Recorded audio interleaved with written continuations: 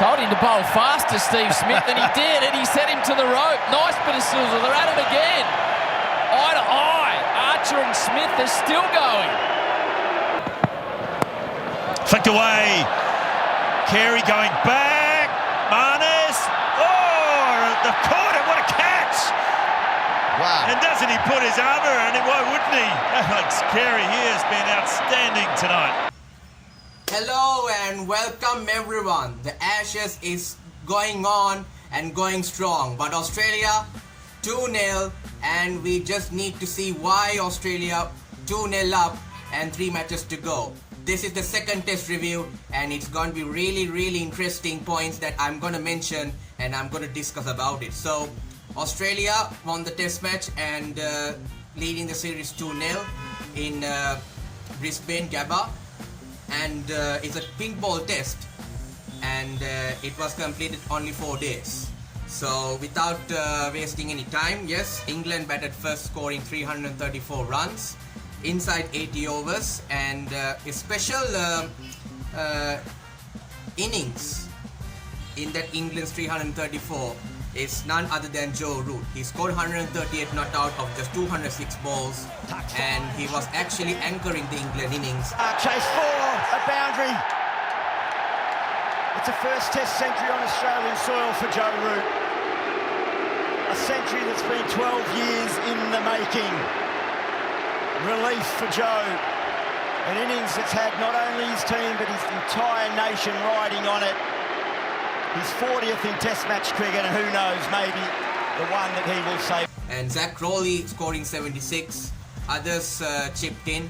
So if we are talking about how others maintain their batting, Harry Brook 31 runs, Ben Stokes 19 runs, and at batting at number 11, Jofra Archer, who is a bowler actually, scored 38 runs, but he can bat a bit. But his contribution to his 38 runs propelled England to 334. So that's what the England's first innings. So Michael Naser, Scott Boland and Brendan Doggett taking a 1 wicket each. And no surprise, Mitchell Starc, again he's performing at his very best. 6 wickets for 75 runs, and his bowling made Australia to restrict England to 334. Flicked away. Carey going back. Marnus. Oh, the corner. What a catch. Wow. And doesn't he put his arm around him? Why wouldn't he? Alex Carey here has been outstanding tonight as he holds the ball up. And what a night it's been for him as well. So Australia's first innings, it's a very special first innings in the Australian batting lineup because all 11 players scored more than 12 runs. So everyone got to double digits, so it's a very interesting scorecard. And the extras had their own number as well, 22 runs, outplayed some of the batsmen, so that's really nice actually. Or actually two batters, right? Two tail-enders, Scott Boland 21 runs and Brendan Doggett 13 runs, so extras conceded 22. So England helped Australia to put a very mammoth total. So Australia's 511, that's it, 511 runs in 117.3 overs. Mitchell Starc yet again, yeah, nothing to be surprised. Probably surprised though, because he has only just 10 to 12 50s maybe.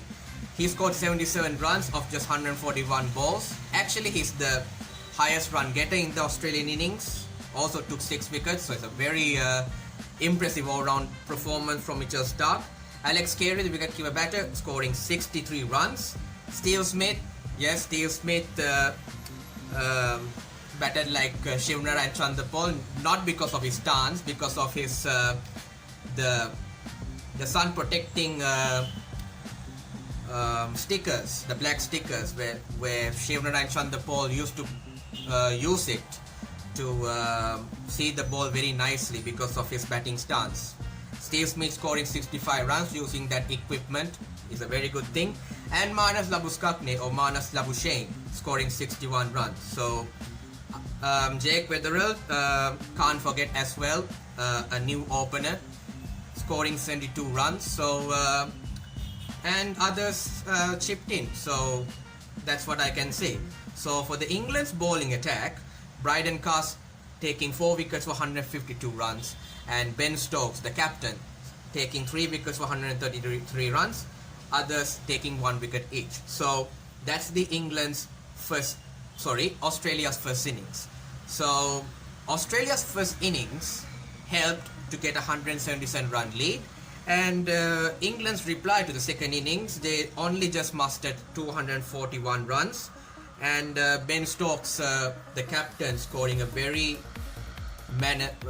patient and managed 50 runs. So only him and Will Jacks 41 were the standout. Others, Zach Crawley scored 44, so he also needs a mention, but the others, including Joe Root, hasn't scored that much, unfortunately. And the interesting point is that Ben Stokes, while he was batting, he copped a real big blow, which obviously deserved another look, right? Head. Oh. Well, I'll get you guys to talk about this one. Tell you what, it's a nasty one. And for Australia's bowling in the England second innings, Michael Neser taking 5 wickets. Mitchell Starc again had wickets in his bag as well, 2 wickets for 64 runs. And Scott Boland also took 2 wickets, and the sole wicket of Brendan Doggett, and helped them to restrict England to 241 runs. And Australia's second innings just to get only 65 runs, unfortunately. I mean, that's easy though, because they lost only 2 wickets, and the only bowler who took 2 wickets is none other than Gus Atkinson, and only Travis Head, Weatherall and Steve Smith. Steve Smith's 23 runs, it's the biggest highlight, because while he was batting, when Jofra Archer was bowling, both of them had a heated argument. So I'll show you what was exactly from the start of the video. Just runs, read some of the names on there. Gee, there's a third man in play, but I guess Smith figures if he gets a touch on it. There's a bit of a chat too between Smith and Archer. Told him to bowl faster, Steve Smith, and he did, and he set him to the rope. Nice bit of sizzle. They're at it again. Eye to eye. Archer and Smith are still going. And what Steve Smith says, like bowl fast, and still both of them had their fair share of words, the sledging and the arguments, because we all know that Smith versus Archer is a really fascinating individual battles. I mean, battle between two individuals, because we know that back in 2019, the second test in the 2019 Ashes, how Archer injured Steve Smith while he was batting, and he had to get off from the field. And but anyways, Smith showed an answer for that, and he never been dismissed against Archer, so it's a very interesting stat as well. I think more than 200 runs, and other than Archer, only Vernon Philander was another bowler who never dismissed, who took the wicket of Steve Smith. So that's it from the Australia's second innings, and Australia eventually won the game by 8 wickets. So it's a very thoroughly and destructive performance from the Aussies in the pink ball, and they are maintaining that win-loss streak. I think they lost only one in the same venue against the West Indies, but other than that, Australia won all the pink ball test matches they played so far since 2015. So yes, that's it from this Australia versus England review. So before I wind up this review, so actually I want to give a real good advice that the third test match will be played at the Adelaide Oval, and it will be starting on 17th of December up until 21st of December. So if you are from Australia, you can watch the match from 10 a.m. mostly in Adelaide because of time difference between one state to another state. So if you're from Sydney, probably slightly different, but if you're from Adelaide or somewhere closer by, maybe 10 or maybe 9:30 maybe. But if you're from the subcontinent, especially India, Sri Lanka, Pakistan or Bangladesh, so I'm mentioning the subcontinental nations, the Indian Standard Time, they can watch the game from 5 a.m. onwards. So yes, we have to wake up at 5 a.m.